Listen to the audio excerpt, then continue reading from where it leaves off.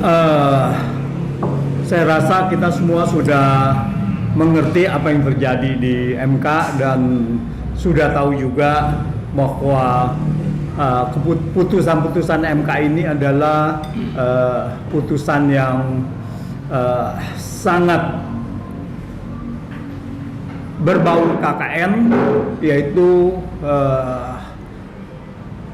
untuk memberikan kesempatan seluas-luasnya kepada Gibran untuk menjadi cawapres. Meskipun memang belum tentu bahwa dia dicalonkan sebagai wakil presiden, tetapi bahwa manipulasi dari hukum, dari konstitusi ini patut disayangkan, bukan hanya disayangkan, jadi patut ini diduga ada tindakan-tindakan ilegal yang bertentangan atau berlawanan dengan hukum, sehingga diharapkan harus diuji harus diusut tuntas. Pertama adalah yang tadi sudah disebutkan oleh Om Lim, yaitu mengenai legal standing. Jadi ada satu orang yang hanya kagum kepada Gibran, kepada kepala daerah, lalu dia sendiri bercita-cita menjadi presiden, lalu menggugat.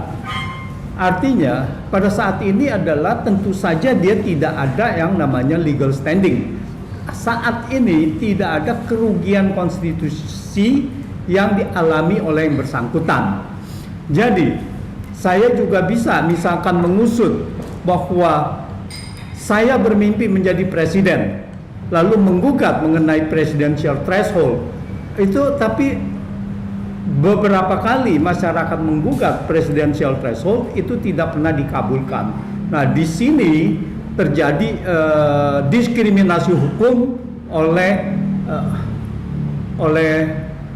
MK, Mahkamah Konstitusi. Itu pertama. Jadi legal standing ini sudah tidak ada. Ini sedang akan itu disidangkan, maka berarti di sini terjadi pelanggaran serius terhadap proses persidangan di MK. Terus kedua adalah tugas MK adalah kalau seandainya dia mengadili, maka hanya boleh menyatakan melanggar atau tidak melanggar sesuatu yang dimohonkan. Jadi tidak boleh lagi mengubah, bahwa memberikan norma baru, mengubah, lalu dimintakan bahwa pasal tersebut diganti, yaitu berusia paling rendah 40 tahun atau berpengalaman sebagai kepala daerah. Di sini sudah menambahkan norma baru, dan di sini bukan wewenang MK. Wewenang MK hanya menyatakan batas usia 40 sampai 35 tahun, 40 tahun apakah melanggar konstitusi atau tidak. Nah, dengan tidak, karena yang berhak menambah norma itu adalah DPR. Berarti MK sudah merampas wewenang dari DPR, artinya sudah melanggar konstitusi. Nah, begitu dia membuat norma baru, maka di sini terjadi beberapa norma yang kemudian bertabrakan. Kita tahu bahwa norma bahwa ada hakim MK yang katanya menyetujui itu 5 dan menolak 4. Tetapi kalau kita lihat yang menyetujui itu adalah tidak semuanya kepala daerah sampai kabupaten kota. Ada 2 hakim konstitusi, yaitu mengatakan bahwa norma ini harus berpengalaman sebagai kepala daerah setingkat provinsi, bahkan yang satu menyebutkan gubernur gitu. Nah, tetapi suara ini dimanipulasi. Nah, di sini ada kata-kata dimanipulasi, berarti ini adalah suatu unsur sebetulnya adalah pidana. Siapa yang menyebutkan bahwa di sini ada penyelundupan hukum, yaitu bahwa dari gubernur, dari concurring opinion lalu menjadi seolah-olah menyetujui. Nah, itu adalah pelanggaran lagi dari sana. Lalu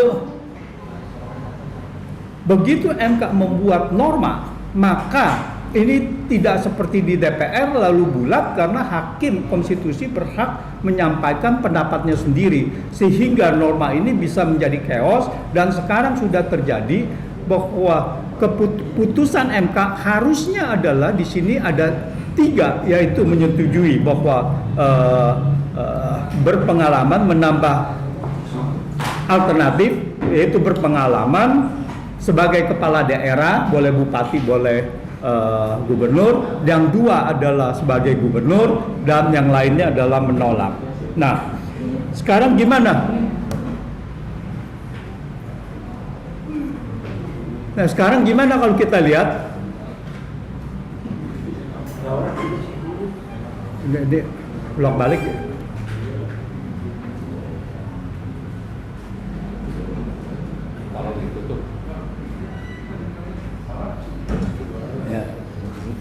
Ya.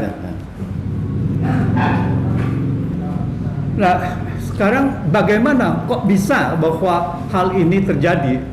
Bahwa kelihatannya hal ini adalah karena Pak Jokowi ini sudah di dalam posisi yang terpojok.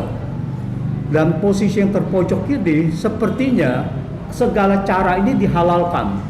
Jadi pertama, bahwa sebentar lagi, 1 tahun lagi, Jokowi akan lengser, akan digantikan, masa jabatannya akan habis. Lalu bagaimana nasibnya ke depannya? Oleh karena itu, Pak Jokowi ingin berkuasa terus, atau setidak-tidaknya berada di pusat kekuasaan.